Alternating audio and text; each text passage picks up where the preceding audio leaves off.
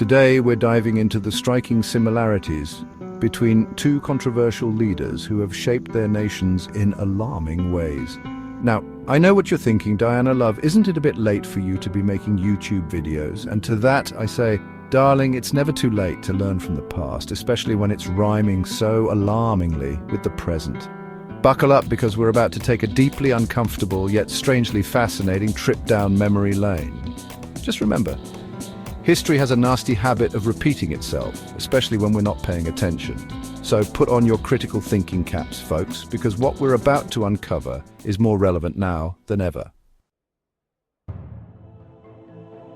And right off the bat, both leaders made it abundantly clear that cozying up to democracies wasn't exactly their cup of tea.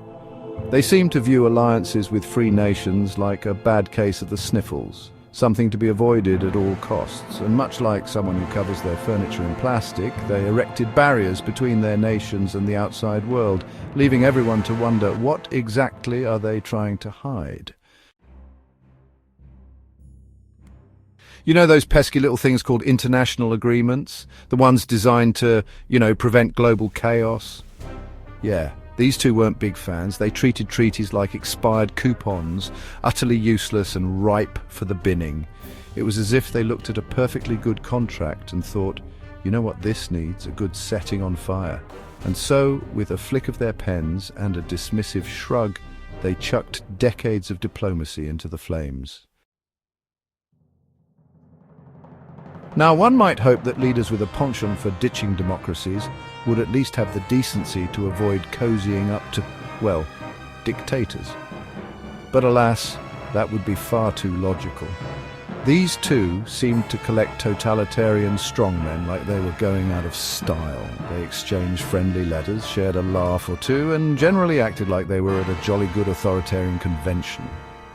It was enough to make one wonder if they had a secret handshake. Spoiler alert, they probably did. Chapter 4, Shaking Hands with the Devil, Alliances Forged in Darkness. Now, admiring dictators from afar is one thing, but actively forging alliances with them, that's taking things to a whole new level of unsettling, and yet that's precisely what these two did. They embraced brutal regimes, turning a blind eye to human rights abuses and embracing those who ruled with an iron fist. It was a case of the enemy of my enemy is my friend, but on a global and terrifyingly consequential scale. Chapter 5, Silencing Dissent, the Free Press under fire. The Free Press, that pesky little institution that insists on things like facts and accountability. It's no surprise that these two weren't exactly fans. They viewed journalists as an annoyance, a buzzing fly to be swatted away, rather than a vital pillar of a functioning democracy. Criticism was labelled as treason, and any journalist daring to question the narrative quickly found themselves out of a job or worse.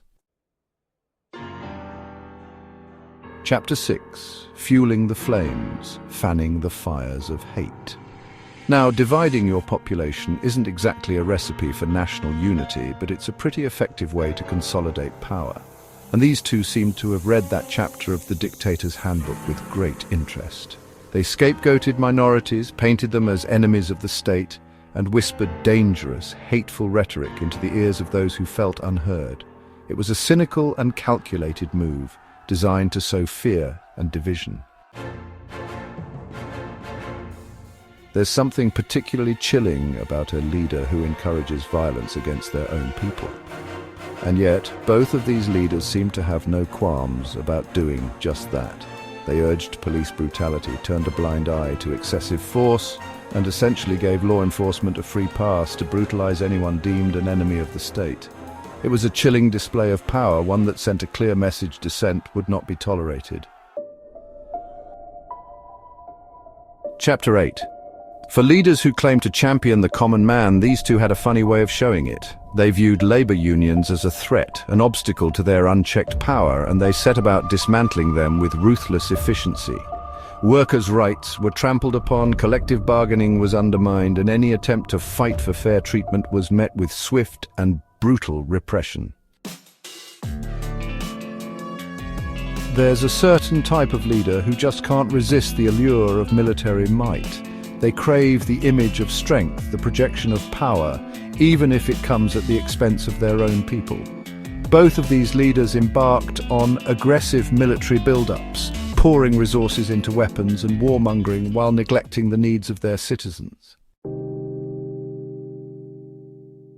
Chapter 10. Absolute power, as they say, corrupts absolutely, and in the quest for total control, both of these leaders resorted to ruthless purges of anyone perceived as a threat.